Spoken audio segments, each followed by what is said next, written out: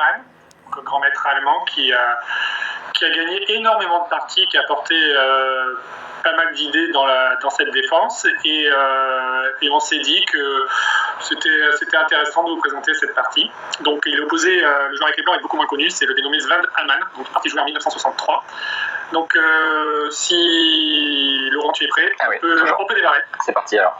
Donc une française Tarrache, c'est-à-dire la variante avec cavalier D2. Vous savez probablement qu'ici les autres coups principaux sont la variante d'avance ou la variante classique avec cavalier C3, sans oublier bien entendu la variante d'échange avec le prend D5. Donc cavalier D2, ici les noirs ont à leur disposition tout un tas de coups. Le coup principal, en tout cas le coup favori des grands maîtres actuellement, ça sera probablement le coup C5, mais Ullmann avait d'autres idées et il était plutôt adepte du coup cavalier F6, qui a la particularité de provoquer E5, c'est pas la seule possibilité, mais c'est très largement le coup principal, et ainsi les noirs obtiennent leur structure favorite probablement, c'est-à-dire une structure fermée avec les pions E6, D5 face aux pions E5 et D4.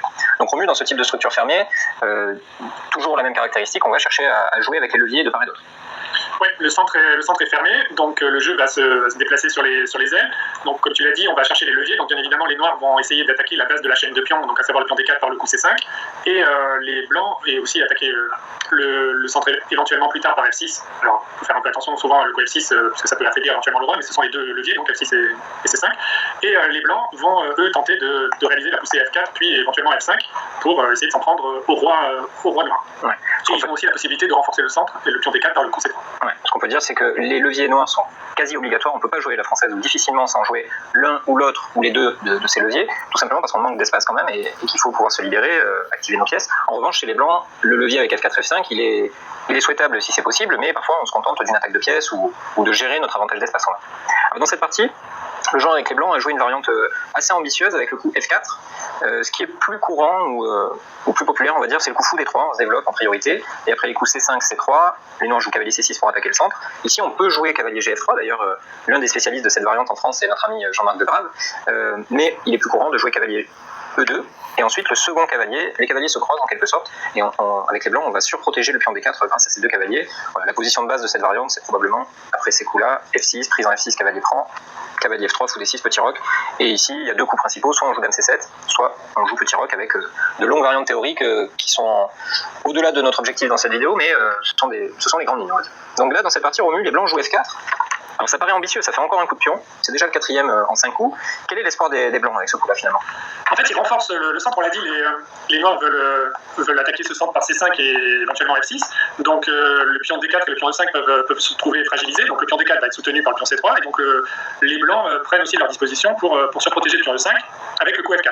L'inconvénient, tu l'as dit, c'est le quatrième coup de pion de la partie. Donc le développement est un petit peu négligé. Et le roi, du coup, reste un peu plus longtemps que prévu au centre.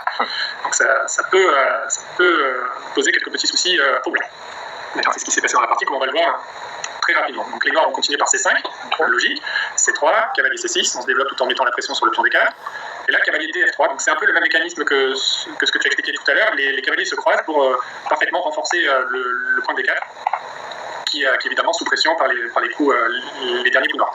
D'ailleurs les noirs renforcent leur attaque sur le pion D4 par le coup dame D6, donc ça c'est vraiment un coup de française typique. La dame a un œil sur le pion D4 et aussi sur le pion D2, elle immobilise le fou C1 et du coup les blancs doivent trouver des moyens autres que fou E3 pour renforcer le pion sur D4. Ouais. L'un des intérêts de jouer dame B6 à ce moment précis, c'est que si on avait choisi autre chose, alors on peut penser à F6, on peut penser à fou 7, les blancs auraient eu le loisir de développer leur fou sur D3, qui est évidemment la meilleure case possible pour un fou dans la française, dans ce type de structure en tout cas. Le fou on regarde des deux côtés, mais essentiellement évidemment son objectif ça va être d'attaquer sur la diagonale qui amène jusqu'au petit roc, parce qu'en général les blancs attaquent sur les rois dans la française. Donc quel est l'intérêt d'avoir joué dame B6? Eh bien c'est qu'on a un troisième attaquant pour le pion D4, et si désormais les blancs souhaitaient jouer fou D3, alors ici on pourrait passer à la caisse comme on dit communément, en gagnant un pion. Alors vérifiez toujours dans ces cas-là que votre adversaire n'est pas un échec à la découverte, enfin une attaque à la découverte par un échec on va dire, ce qui leur permettrait de gagner la dame. Mais évidemment ici il y a un pion F7, un cavalier en D7 qui interdisent ce genre de gag. Donc dame B6 c'est précis, et dans la française notamment on peut compter sur Ullmann pour jouer dans un ordre de coups toujours le plus adéquat. Donc là il faut défendre le pion D4, alors il faut renforcer plutôt le pion D4, il faut que les blancs prennent des mesures pour ce pion là, et les blancs ont décidé donc de jouer cavalier E2, et seulement maintenant que le fou F1 a été enterré, on vient augmenter la pression finalement sur le pion E5.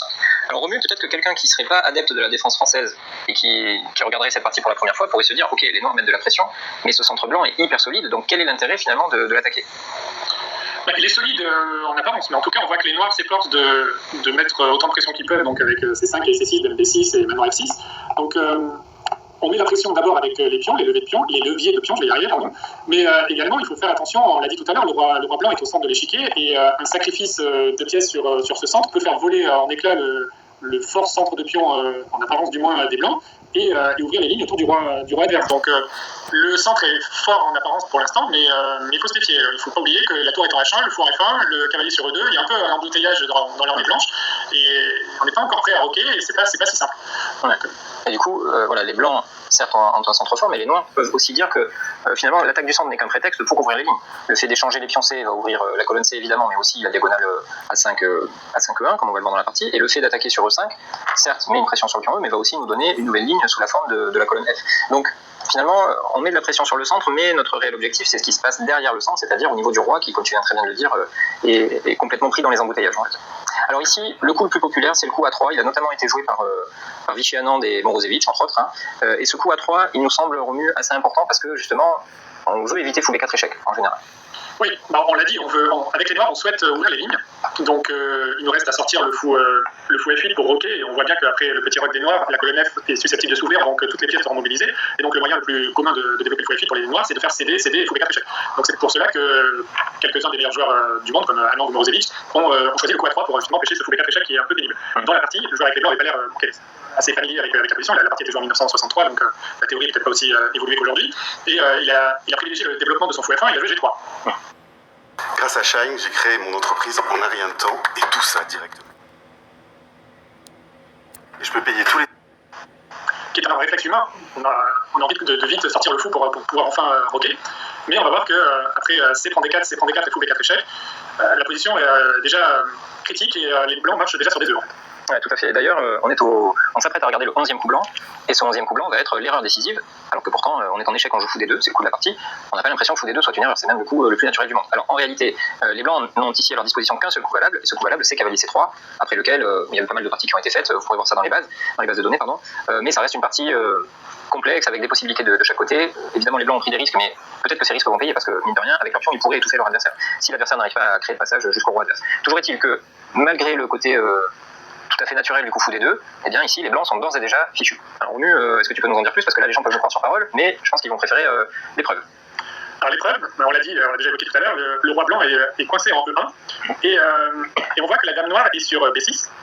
On voit que les noirs sont prêts à faire le petit roc, donc la tour peut rapidement débarquer sur la case F8, et on voit donc que la tour F8 et la dame B6 convergent vers le point F2, qui peut poser de gros problèmes aux blancs. Alors pour cela, il faut dégager un peu le terrain, parce qu'on l'a dit, il y a le centre de pion qui a l'air assez fort, D4, E5 et F4, mais les noirs ont la possibilité de sacrifier quelque chose sur E5, donc c'est ce qu'ils ont fait avec F par E5. Donc dans la partie, les blancs ont pris avec le pion F. S'ils avaient pris avec le pion D, ça libère la case C5, qui peut être utilisée par le cavalier.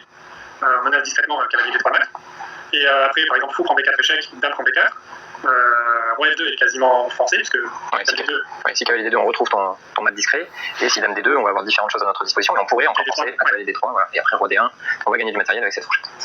Donc effectivement roi F2, on revient un petit peu en arrière, roi F2 est forcé, après quoi petit roc, voilà. Et on ici comprend que c'est dangereux là, cavalier 4, il y a vis-à-vis la tour F8 et le roi F2, il y a pion B2 qui traîne toujours, le roi blanc sera toujours en danger, c'est un éternel problème pour les blancs, et surtout la position noire est extrêmement facile à jouer. Ouais. En fait on peut dire que les blancs ont raté leur cible, c'est-à-dire que quand on joue cette variante avec F4, avec les blancs, on souhaite étouffer notre adversaire, on souhaite profiter de notre avantage d'espace, le conserver et faire en sorte de réduire au strict minimum les possibilités d'activation des pièces noires. Et là, très clairement, la mission est ratée. Et lorsque vous essayez d'étouffer votre adversaire avec vos pions, si vous ratez votre cible, il ne faut pas oublier qu'en ayant avancé vos pions, vous avez libéré derrière cette chaîne de pions énormément d'espace qui va être utilisé par votre adversaire. Donc